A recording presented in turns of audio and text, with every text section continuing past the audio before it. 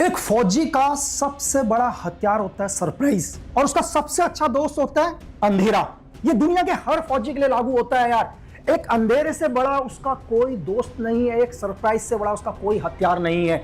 लेकिन दुनिया में एक ऐसा भी फौजी है जिसका सबसे बड़ा हथियार है जिहाद, और जिसका सबसे बड़ा दोस्त है आतंकवाद। मैं बात कर रहा हूं पाकिस्तान के 17वें chief of staff Syed Asim Munir Ahmad Shah की, जिन्हें 25 मई 2025 को शहबाज शरीफ ने फील्ड मार्शल की उपाधि दे दी। और यहां से उदय होता है आसिम मुनीर का और अंत होता है पाकिस्तान का। 25 मई के बाद पाकिस्तान अंधकार की ओर जाता जाएगा। ये मैं क्यों कह रहा हूं, आप इसको समझो कि क्यों एक जनरल को फील्ड मार्शल की उपाधि दे दी गई। जब दो देशों के बीच वॉर ही नहीं हुआ तो आसिम मुनीर ने ऐसा क्या कर दिया यार कि उन्हें फील्ड मार्शल बना दिया गया।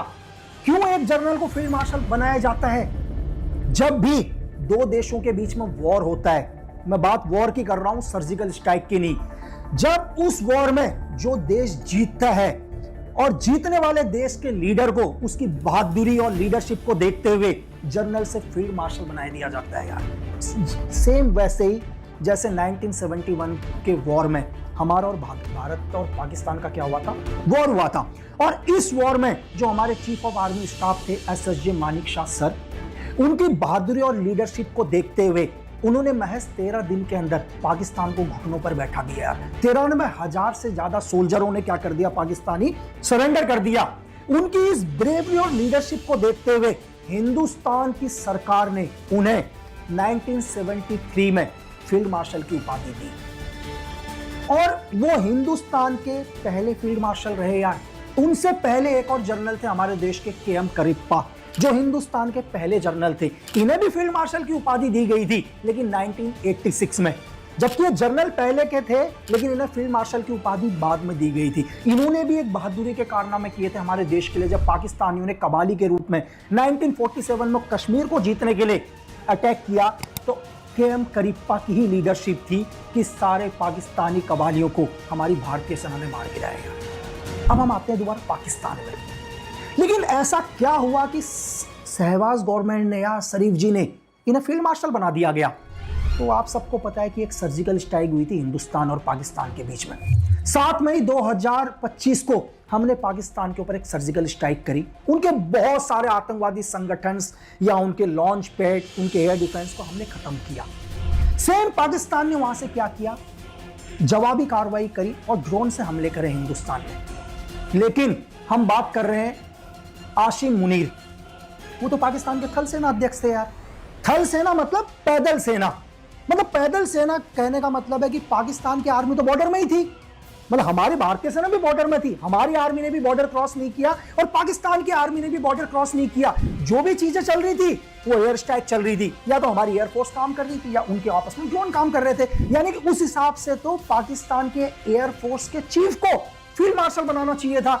लेकिन शहबाज शरीफ ने क्यों आसिम मुनीर को फील्ड मार्शल बना दिया गया, इसके पीछे की पूरी वजह मैं आपको बताऊंगा। आपको समझ में आ जाएगा क्यों आसिम मुनीर फील्ड मार्शल बने पाकिस्तान के, और पाकिस्तान का भविष्य अब अंधकार में जा चुका है। हम समझते हैं दोबारा पीछे।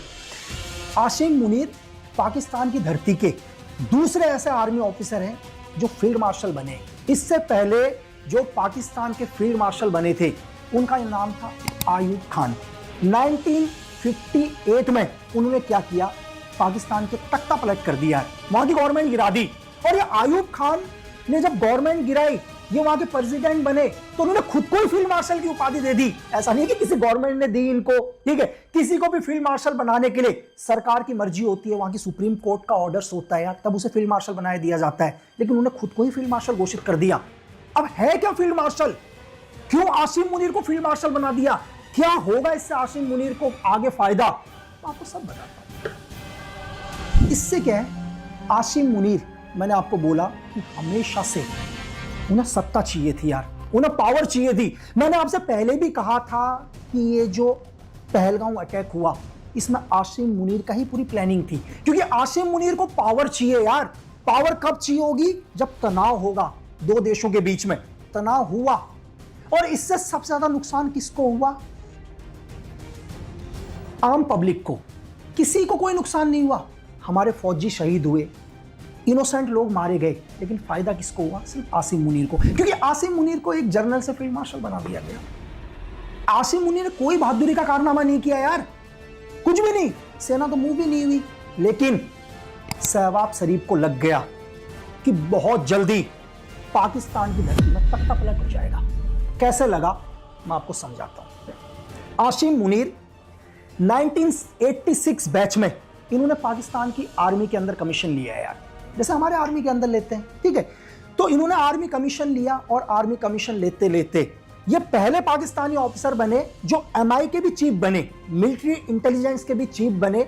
और 2018 में जब इमरान की गवर्नमेंट की सरकार थी तो इन्हें ISI का चीफ बनाया यार, अक्टूबर में 2018 में। लेकिन महज 8 महीने के अंदर ही इमरान खान को लग गया यार कि ये आदमी कहीं ना कहीं मेरी जासूसी कर रहा है, या मेरी वाइफ की जासूसी कर रहा है, या हम लोगों की जासूसी कर रहा है। तो उसी टाइम उन्होंने क्या किया, इमरान खान ने महज 8 महीने के अंदर, वहां के उस time chief of army staff हुआ करते थे बाजवा को बोल के इन्हें ISI चीफ से हटा दिया यार। और मैं बताऊं, ISI चीफ पाकिस्तान का सेकंड सबसे पावरफुल आदमी यार। अगर जनरल के बाद अगर कोई पावरफुल आदमी होता है तो ISI चीफ होता है।